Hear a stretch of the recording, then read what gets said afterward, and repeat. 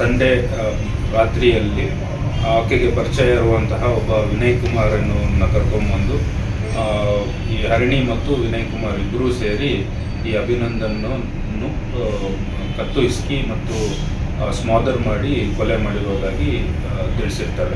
ಈ ಫೋಟೋದಲ್ಲಿರೋ ಈತನ ಹೆಸರು ಅಭಿನಂದನ್ ಅಂತ. 35 ವರ್ಷದ ಈತನಿಗೆ 2021ರಲ್ಲಿ ಹರಿಣಿ ಅನ್ನೋ ಇವಳ ಜೊತೆ ಮದುವೆಯಾಗಿತ್ತು. ಇವರಿಗೆ 5 ವರ್ಷದ ಮಗ ಕೂಡ ಇದ್ದ. ಬೆಂಗಳೂರಿನ ನೆಲಮಂಗಲದಲ್ಲಿ ಈ ದಂಪತಿ ವಾಸ ಮಾಡ್ತಿದ್ರು. ಮದುವೆಯಾದ ಆರಂಭದಲ್ಲಿ ಇವರು ಚೆನ್ನಾಗೇ ಇದ್ರು. ಆದ್ರೆ ಯಾವಾಗ ಒಂದು ಮಗು ಆಯ್ತೋ ಆಗ್ಲೇ ಹರಿಣಿ ತನ್ನ ಅಸಲಿ ವರಸೆಯನ್ನ ತೋರಿಸೋಕೆ ಶುರು ಮಾಡಿದ್ಲು. ಬರಬರ್ತಾ ಗಂಡನ ಮೇಲೆ ಸಣ್ಣ ಸಣ್ಣ ವಿಚಾರಕ್ಕೂ ಜಗಳ ತೆಗೀತಿದ್ಲು. ಇದರಿಂದ ಇವರಿಬ್ಬರ ನಡುವೆ ಭಿನ್ನಾಭಿಪ್ರಾಯಗಳು ಶುರುವಾಗಿದ್ವು. ಇವರಿಬ್ರು ಜೊತೆಯಾಗೆ ಇದ್ರು ಬೇರೆ ಬೇರೆ ಮಲಗ್ತಿದ್ರಂತೆ. ಹೀಗಾಗಿ ದೊಡ್ಡವರೆಲ್ಲ ಸೇರಿ ಇವರ ನಡುವೆ ರಾಜಿ ಪಂಚಾಯಿತಿ ಮಾಡಿಸಿದ್ರು. ಏನೊಂದು ಪ್ರಯೋಜನವಾಗದೆ ಹೋಗಿತ್ತು. ಹೀಗಿದ್ದಾಗ್ಲೇ ಹರಿಣಿ ದಾರಿ ತಪ್ಪೋಕೆ ಶುರು ಮಾಡಿದ್ಲು. ಗಂಡ ಆಫೀಸ್ಗೆ, ಮಗ ಸ್ಕೂಲ್ಗೆ ಹೋಗ್ತಿದ್ದಂತೆ ಇವಳು ಸೋಷಿಯಲ್ ಮೀಡಿಯಾಗೆ ಅಂಟಿಕೊಂಡು ಬಿಡ್ತಿದ್ಲು.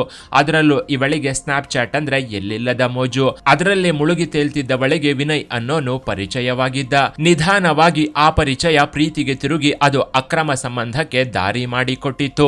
ಗಂಡ ಆಫೀಸ್ಗೆ ಹೋಗ್ತಿದ್ದಂತೆ ಹರಿಣಿ ಪ್ರಿಯಕರನ ಜೊತೆ ಪಲ್ಲಂಗವೇರೋಕೆ ಹೊರಟು ಹೋಗ್ತಿದ್ಲು. ಯಾವುದೋ ಒಂದು ನೆಪ ಇಟ್ಕೊಂಡು ದಿನ ಪ್ರಿಯಕರನ ರೂಮ್ಗೆ ಹೋಗಿ ಅವನ ತೋಳ್ತೆಕ್ಕೆಯಲ್ಲಿ ತೇಲಿ ಬರ್ತಿದ್ಲು. ಹೆಂಡತಿಯ ವರ್ತನೆ ಇದ್ದಕ್ಕಿದ್ದಂತೆ ಬದಲಾಗಿದ್ದು ನೋಡಿ ಗಂಡ ಅಭಿನಂದನ್ಗೆ ಅನುಮಾನ ಶುರುವಾಗಿತ್ತು. ಇದರಿಂದ ಕೂಡಲೇ ಮನೆಗೆ ಸಿಸಿ ಕ್ಯಾಮೆರಾಗಳನ್ನ ಅಳವಡಿಸಿದ್ದ. ಅದರಲ್ಲಿ ಹರಿಣಿ ಪ್ರಿಯಕರನ ಜೊತೆ ಮಾತನಾಡ್ತಾ ರೆಡ್ ಹ್ಯಾಂಡ್ ಆಗಿ ಸಿಕ್ಕಿ ಬಿದ್ದಿದ್ಲು. ಪ್ರತಿನಿತ್ಯ ಫೋನ್ನಲ್ಲಿ ಚಾಟ್ ಮಾಡ್ತಾ ಕಾಣಿಸಿಕೊಂಡಿದ್ಲು. ಕೆಲವೊಂದು ಸಲ ಮನೆಯಲ್ಲಿ ಸಿಸಿ ಕ್ಯಾಮೆರಾ ಇದೆ ಅನ್ನೋದನ್ನು ಮರೆತು ಮನೆ ಹೊರಗೆ ನಿಂತು ಗಂಟೆಗಟ್ಲೆ ಫೋನ್ನಲ್ಲಿ ಮಾತನಾಡ್ತಿದ್ಲು. ಆ ಸಿಸಿ ಕ್ಯಾಮೆರಾಗಳಲ್ಲಿ ಆಡಿಯೋ ಕೂಡ ರೆಕಾರ್ಡ್ ಆಗ್ತಿತ್ತು. ಇದರಿಂದ ಅಭಿನಂದನ್ ತನ್ನ ಹೆಂಡತಿಯ ಕಾಮದಾಟವನ್ನ ಕಂಡು ಹಿಡಿದಿದ್ದ.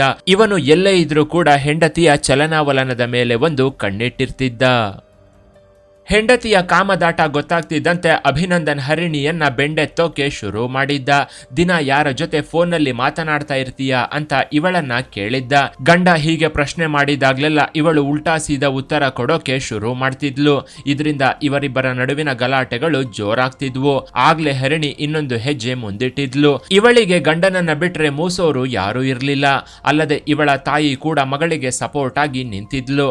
ಇದರಿಂದ ಇವಳು ಗಂಡನಿಗೆ ಗೋಲಿ ಹೊಡೆದು ಪ್ರಿಯಕರನ ಜೊತೆ ದಿನನಿತ್ಯ ಮಂಚವನ್ನ ಹಂಚ್ಕೊಳ್ಳೋಕೆ ಇಷ್ಟಪಡ್ತಿದ್ಲು. ಗಂಡ ದುಡ್ಡು ಖರ್ಚು ಮಾಡೋಕೆ ಅಂತ ಇದ್ರೆ ಪ್ರಿಯಕರ ಸುಖ ಕೊಡೋಕೆ ಅಂತಾನೆ ಇರ್ತಿದ್ದ. ಸುಖಕ್ಕೆ ಸುಖ, ಕಾಸಿಗೆ ಕಾಸು ಎರಡೂ ಸಿಕ್ತಿದ್ರಿಂದ ಹರಿಣಿ ಗಂಡನ ವಿರುದ್ಧವೇ ತಿರುಗಿ ಬೀಳೋಕೆ ಶುರು ಮಾಡಿದ್ಲು. ಅಭಿನಂದನ್ ಇವಳ ಅಕ್ರಮ ಸಂಬಂಧವನ್ನ ಪ್ರಶ್ನಿಸಿದಾಗ್ಲೆಲ್ಲ ಗಂಡನಿಗೆ ವಾರ್ನಿಂಗ್ ಕೊಡ್ತಿದ್ಲು. ಗಂಡನ ಎದುರುಗಡೆನೆ ಪ್ರಿಯಕರನ ಜೊತೆ ಮಾತನಾಡೋಕೆ ಶುರು ಮಾಡಿದ್ಲು. ಅಲ್ಲದೆ ಕಳೆದ 6 ತಿಂಗಳ ಹಿಂದಷ್ಟೇ ಇವಳು ಮನೆ ಬಿಟ್ಟು ಪ್ರಿಯಕರನ ಜೊತೆ ಪರಾರಿಯಾಗಿದ್ಲು. ಆಗ ಮಾನ ಮರ್ಯಾದೆಗೆ ಹೆದರಿದ್ದ ಅಭಿನಂದನ್ ಮಗು ಮುಖ ನೋಡ್ಕೊಂಡು ಇವಳ ಮನವೊಲಿಸಿ ಮತ್ತೆ ಮನೆಗೆ ಕರ್ಕೊಂಡು ಬಂದು ಇಟ್ಕೊಂಡಿದ್ದ. ಆದ್ರೂ ಇವಳ ವರ್ತನೆ ಮಾತ್ರ ಸ್ವಲ್ಪವೂ ಬದಲಾಗಿರ್ಲಿಲ್ಲ. ಇದೇ ಆಗಸ್ಟ್ನಲ್ಲಿ ಇವರಿಬ್ಬರ ನಡುವೆ ಗಲಾಟೆ ವಿಕೋಪಕ್ಕೆ ಹೋಗಿತ್ತು. ಮನೆಯ ಹೊರಗೆ ನಿಂತು ಹರಿಣಿ ತನ್ನ ಪ್ರಿಯಕರನಿಗೆ ಫೋನ್ ಮಾಡಿ ಮನೆಗೆ ಕರೆಸಿಕೊಂಡಿದ್ಲು. ರಾತ್ರಿ 8:30 ಸುಮಾರಿಗೆ ಮಗನ ಜೊತೆ ಸೇರಿ ಅಭಿನಂದನ್ ಊಟ ಮಾಡಿ ಮಲಗಿದ್ದ. ಎಂದಿನಂತೆ ಒಂದು ರೂಮಲ್ಲಿ ಅಭಿನಂದನ್ ಮಲಗಿದ್ರೆ ಇನ್ನೊಂದು ರೂಮಲ್ಲಿ ಹರಿಣಿ ಚಿಕ್ಕ ಮಗು ಯದುವೀರ್ ಜೊತೆ ಮಲಗಿದ್ಲು. ಈ ನಡುವೆ ಹರಿಣಿ ಮನೆಯಲ್ಲಿದ್ದ ಸಿಸಿ ಕ್ಯಾಮೆರಾಗಳನ್ನ ಸ್ವಿಚ್ ಆಫ್ ಮಾಡಿದ್ಲು ಅಂತಾನು ಹೇಳಲಾಗ್ತಿದೆ. ರಾತ್ರಿ 11:30 ಸುಮಾರಿಗೆ ನಿದ್ರೆಯಿಂದ ಎದ್ದವಳು ಪ್ರಿಯಕರನಿಗೆ ಮೆಸೇಜ್ ಮಾಡಿದ್ಲು. ಅರ್ಧ ಗಂಟೆಯಲ್ಲೇ ವಿನಯ್ ಇವಳ ಮನೆಗೆ ಬಂದಿದ್ದ.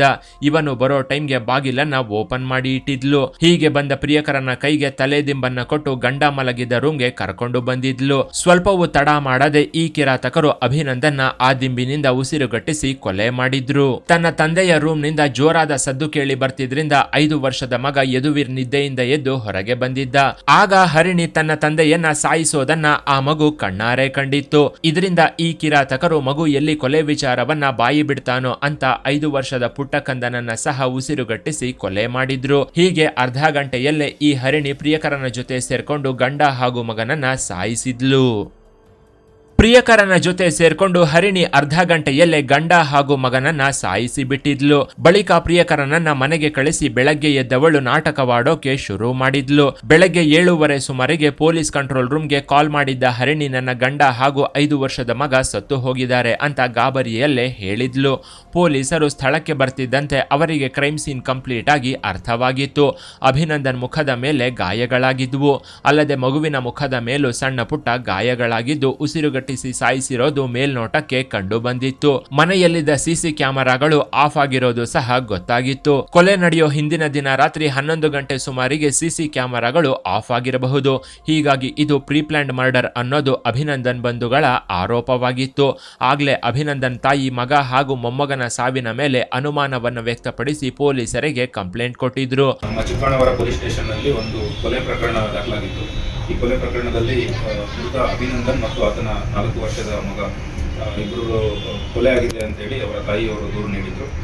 ಈ ಹಿನ್ನೆಲೆಯಲ್ಲಿ ಮೃತನ ಪತ್ನಿ ಹರಿಣಿಯನ್ನು ನಾವು ವಿಚಾರಣೆ ಮಾಡಿದಾಗ ನಮಗೆ ತಿಳಿದು ಬಂದಿರುವುದೇನೆಂದರೆ, ಸಂಡೇ ರಾತ್ರಿಯಲ್ಲಿ ಆಕೆಗೆ ಪರಿಚಯ ಇರುವಂತಹ ಒಬ್ಬ ವಿನಯ್ ಕುಮಾರ್ ಎನ್ನುವನ್ನ ಕರ್ಕೊಂಡ್ಬಂದು ಈ ಹರಿಣಿ ಮತ್ತು ವಿನಯ್ ಕುಮಾರ್ ಇಬ್ಬರೂ ಸೇರಿ ಈ ಅಭಿನಂದನನ್ನು ಕತ್ತು ಇಸ್ಕಿ ಮತ್ತು ಸ್ಮಾದರ್ ಮಾಡಿ ಕೊಲೆ ಮಾಡಿರುವುದಾಗಿ ತಿಳಿಸಿರ್ತಾರೆ.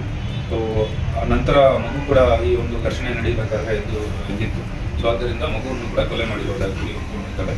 ಸೊ ವಿನಯ್ ಕುಮಾರನ್ನು ಕೂಡ ನಾವು ಈಗಾಗಲೇ ವಶಕ್ಕೆ ಪಡ್ಕೊಂಡು ಅದನ್ನು ಕೂಡ ಪ್ರಶ್ನೆ ಮಾಡ್ತಾ ಇದ್ದೀವಿ. ಸೊ ಆತ ಕೂಡ ಈ ಘಟನೆ ನಡೆದಿರೋದ್ರ ಬಗ್ಗೆ, ಅದರಲ್ಲಿ ಆತನ ಇನ್ವಾಲ್ವ್ಮೆಂಟ್ ಇರೋದ್ರ ಬಗ್ಗೆ ತಿಳಿಸಿದ್ದಾರೆ. ಅಭಿನಂದನ್ ತಾಯಿಯ ದೂರಿನ ಮೇರೆಗೆ ಪೊಲೀಸರು ಹರಿಣಿಯನ್ನ ಸ್ಟೇಷನ್ಗೆ ಕರ್ಕೊಂಡು ಬಂದು ವಿಚಾರಿಸುತ್ತಿದ್ದಂತೆ ವಿನಯ್ ಹೆಸರನ್ನ ಬಾಯಿ ಬಿಟ್ಟಿದ್ಲು.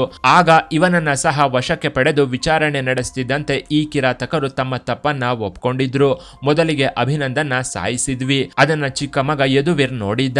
ಅವನು ಎಲ್ಲಿ ಸಾಕ್ಷಿಯನ್ನ ಹೇಳಿ ಬಿಡ್ತಾನೋ ಅಂತ ಅವನನ್ನು ನಾವು ಸಾಯಿಸಿದ್ವಿ ಅನ್ನೋ ವಿಚಾರವನ್ನ ಈ ಕಿರಾತಕರು ಒಪ್ಕೊಂಡಿದ್ರು. ಸದ್ಯ ಈ ಕೇಸ್ ತನಿಖೆ ಹಂತದಲ್ಲಿದ್ದು ಈ ಕಿರಾತಕರಿಗೆ ಯಾವ ರೀತಿ ಶಿಕ್ಷೆಯಾಗಬೇಕು ಅಂತ ನಿಮ್ಮ ಅಭಿಪ್ರಾಯವನ್ನ ಕಾಮೆಂಟ್ ಮಾಡಿ. ಕೆಳಗಿನ ಡಿಸ್ಕ್ರಿಪ್ಷನ್ ಬಾಕ್ಸ್ನಲ್ಲಿ ವಾಟ್ಸ್ಆಪ್ ಚಾನೆಲ್ನ ಲಿಂಕ್ ಕೊಡಲಾಗಿದ್ದು ಅದನ್ನ ಸಹ ಫಾಲೋ ಮಾಡಿ. ಇನ್ನಷ್ಟು ಇಂಟ್ರೆಸ್ಟಿಂಗ್ ವಿಡಿಯೋಗಳಿಗಾಗಿ ಚಾನೆಲ್ನ ವಿಸಿಟ್ ಮಾಡಿ. ಅಭಿನಂದನ್ ಮತ್ತು ಹರಿಣಿ 2021ರಲ್ಲಿ ಮದುವೆ ಆಗಿರ್ತಾರೆ. 2 ವರ್ಷದ ನಂತರ ಮದುವೆ ಆದ ನಂತರ ಅವರಿಬ್ಬರ ನಡುವೆ ಸುಮಾರು ವಿಚಾರಗಳಿಗೆ ಜಗಳ ಆಗ್ತಾ ಇರ್ತದೆ. ಬಹಳ ಫ್ರೀಕ್ವೆಂಟ್ ಆಗಿ ಜಗಳ ಆಗ್ತಾ ಇರ್ತಾರೆ. ಈ ಶುಕ್ರವಾರ, ಈ ಕೊಲೆ ಆಗೋಕ್ಕೆ 2 ದಿನದ ಹಿಂದೆ ಶುಕ್ರವಾರ ಪತಿ ಪತ್ನಿಯರ ನಡುವೆ ಜಗಳ ಆಗಿರ್ತಾರೆ. ನಂತರ ಶನಿವಾರ ಬೆಳಿಗ್ಗೆ ಆಕೆಯನ್ನು ತವ್ರ ಮನೆಗೆ ಬಿಟ್ಟು, ಅಲ್ಲೇ ದಾಸರಹಳ್ಳಿಯಲ್ಲಿ ತವ್ರ ಮನೆ ಇರ್ತದೆ, ಅಲ್ಲಿ ಬಿಟ್ಟು ತನ್ನ ತಾಯಿ ಮಂಡ್ಯ ಜಿಲ್ಲೆಯಲ್ಲಿ ಇರ್ತಕ್ಕಂಥ ತಾಯಿಯನ್ನು ನೋಡೋಕೆ ಹೋಗಿರ್ತಾನೆ. ಸಂಡೇ ಸಂಜೆ ರಿಟರ್ನ್ ಬಂದು ಹೆಂಡತಿಯನ್ನು ಕರ್ಕೊಂಡು ಮನೆಗೆ ಬಂದಿರ್ತಾರೆ. ಈಕೆ ಮೊದಲೇ ಪ್ಲ್ಯಾನ್ ಮಾಡ್ಕೊಂಡಿರ್ತಾರೆ. ಶುಕ್ರವಾರ ಈ ಘಟನೆ ಆದ ನಂತರ ಪ್ಲ್ಯಾನ್ ಮಾಡ್ಕೊಂಡಿರ್ತಾರೆ. ಈ ವಿನಯ್ ಕುಮಾರ್ ಜೊತೆ ಮಾತಾಡಿಕೊಂಡು ಇಬ್ಬರು ಪ್ಲ್ಯಾನ್ ಮಾಡಿ ನೈಟಲ್ಲಿ ಈತ ನಿದ್ದೆ ಮಾಡಿದ ತಕ್ಷಣ ಆತನನ್ನು ಕರೆಸ್ಕೊಂಡು ಈ ಒಂದು ಕೃತ್ಯನ ಎಸಗಿರ್ತಾರೆ.